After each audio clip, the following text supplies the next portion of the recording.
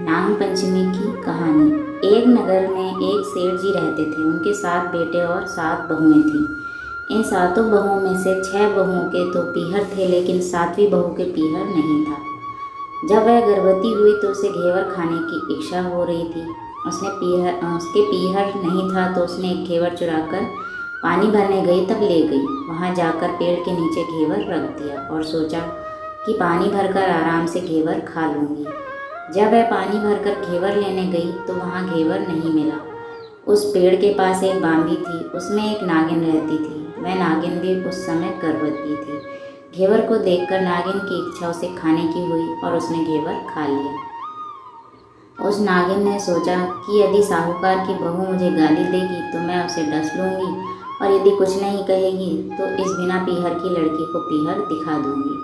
साहूकार के बेटे की बहू ने कहा कि शायद कोई मेरी जैसी ही होगी जिसने यह घेवर खा लिया। ऐसा सुनकर नागिन बहुत खुश हुई और उसने अपने बेटों से कहा कि तुम इंसान का रूप बनाकर जाओ और साहूकार के बेटे की बहू को लेकर आओ। नागिन के बच्चे इंसान का रूप बनाकर साहूकार के घर चले गए।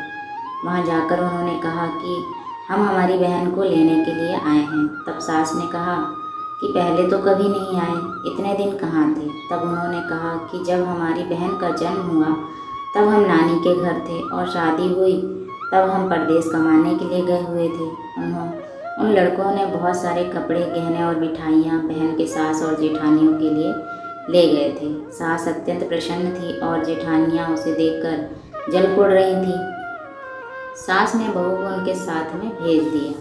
बांबी के पास जाकर उन्होंने कहा, बहन हम नाग हैं। उस दिन जब तुमने पेड़ के नीचे घेवर रखा था तब तुम्हारा घेवर हमारी माँ ने ही खाया था। उन्होंने तुम्हें अपनी बेटी माना है, इस नाते से तुम हमारी बहन हुई।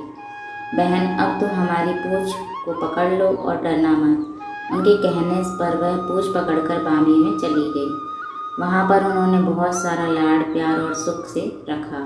वहीं पर उसने एक लड़के को जन्म दिया। जब उसका लड़का थोड़ा बड़ा हुआ तब की बात है, पड़ोसन ने साहूकार के बेटे की बहू को सिखा दिया, अगर तू तेरी माँ की इतनी ही लाडली है तो तू मेरी माँ से कहना कि आज जो नागों को दूध मैं ही पिलाऊंगी। पड़ोसन का ताना उसे सहन नहीं हुआ। वह माँ से जिद करके नागों का दूध ठंडा करने लगी। तभी तक दूध ठंडा नहीं हुआ था। उसने पहले ही उसके बेटे ने घंटी बजा दी। घंटी की आवाज़ सुनकर छोटे बड़े सारे नाग दूध पीने के लिए दौड़ पड़े। जब उन्होंने दूध में मुंह लगाया तो बहुतों का मुंह जल गया। तब नाग क्रोधित होकर बोलने लगे कि हम बहन को काटेंगे। उसकी माँ ने उन्हें समझाते हुए कहा कि इसे मत काटो, यह तुम्हें आशीष देगी। तब साहूकार के बेटे की बहू ने कहा, जियो मारा नाग नागनी, जियो मारा खड़िया अणिया वीर, वीर उठावे देखणियो चीर, चीर तो फट जावे पण वीर जीता रेवे। थोड़े दिन बाद बीत जाने के बाद पड़ोसन ने फिर से ताना मारा कि यदि तेरी माँ तुझ पर विश्वास करती है तो तुझे 7वें कोटे की चाबी देती। उसने माँ से जिद करके चाबी ले ली और जब ताला खोला तो अंदर झूले में बाबा नाग झूल रहे थे। उसने बाबा नाग से कहा, सत सिया राम बाबा। उन्होंने कहा कि तूने सत सिया राम कर लिया, वरना मैं तुझे डस लेता। तब उसने कहा कि आप तो मेरे पिता हो, मुझे कैसे डस सकते हो। और बोली, जियो नाग नागनी, जियो वासुकी नाग, जीण मेरो लाड़ लड़ाया 9 करोड़ को हार। नाग देवता ने उसको 9 करोड़ का हार दे दिया। माँ ने अपने बेटों से कहा, बाई तो अब बड़े घरों में हाथ डालने लगी है, उसे घर पहुँचा दो।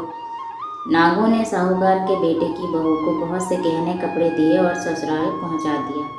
थोड़े दिनों की बात है, उसका बच्चा झाड़ू तोड़ रहा था। ताई ने कहा, झाड़ू मत तोड़, इतना तोड़ने को शौक है तो तेरे नाना मामा के यहाँ से लाया होता। सांपों ने सुन लिया। माँ से जाकर कहा। माँ ने कहा, 2 झाड़ू सोने की बनवाओ, 2 चांदी की बनवाओ और दे आओ।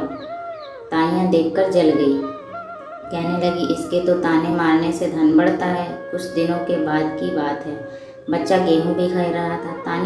ताई ने ताना मारा, गेहूँ बिखेरने का शौक है तो नाना मामा से ले आता, हमारे यहाँ तो मत बिखेर। सांपों ने सुन लिया।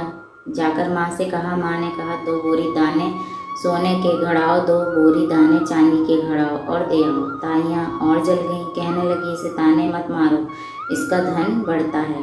छोटी जेठानी लकड़ी लेने गई, वहाँ सांप था। उसने सोचा सबसे छोटी को भेजना चाहिए, सांप उसे खा जाएगा तो मुसीबत मिट जाएगी। छोटी बहू लकड़ी लेने गई तो वहाँ सांप बैठा था। बोली, भैया राम राम। सांप ने झट से बिछुए दे दिए, पहनकर छम छम करती चली आई। जेठानियाँ देखकर जल गईं। 2-4 दिन बाद पान की गड्डियों में एक सांप देखा तो बड़ी जेठानी ने सबसे छोटी को पान लेने भेजा। उसने सोचा आज अवश्य सांप काट लेगा। सांप को देखकर छोटी बोली, भैया घर क्या हाल चाल है? घर में सब ठीक तो है? सबको मेरा राम राम कहना। सांप ने मुंदड़ी पहना दी। जेठानियाँ फिर जल कुड़ गई। उसका पति दुकान से आया तब सिखा दिया कि तेरी बहू के तो सांप बिच्छू से दोस्ती है। साहूकार का बेटा अपनी बहू से रात में कहने लगा, सच सच बता, सांप बिच्छू तेरे क्या लगते हैं जो तुझे काट खाने के बजाय गहने देते हैं? बहू ने कहा, वो तो मेरे भाई भतीजे लगते हैं। फिर उसने सारी बात अपने पति को बताई। पति ने कहा, तो क्या तेरे भाई भतीजे तुम्हें ही बुलाते हैं? कभी अपनी जवाई को यानी हमें तो बुलाते नहीं हैं। आने बोने में छुपे सांपों ने बात सुन ली तो जाकर अपनी माँ से कहा। माँ ने कहा, दोनों को बुला लाओ। वे इंसान का रूप बनाकर दोनों को व बच्चों को बुला लाए। खूब कपड़े गहने देकर तीनों को विदा किया। ऐसा समर्थ पीहर नागपंचमी की कहानी कहने वाले को, नागपंचमी की कहानी सुनने वाले को सबको मिले। जैसी अनपीहरी वो पहले रही थी, किसी को भी ना रखे। यह थी नागपंचमी की कहानी। हम आशा करते हैं कि आपको यह कहानी पसंद आई होगी। धन्यवाद। अगर कहानी पसंद आई हो तो लाइक करें, दोस्तों में शेयर करें और ऐसी ही कहानियों को सुनने के लिए हमारे चैनल को सब्सक्राइब करें। धन्यवाद।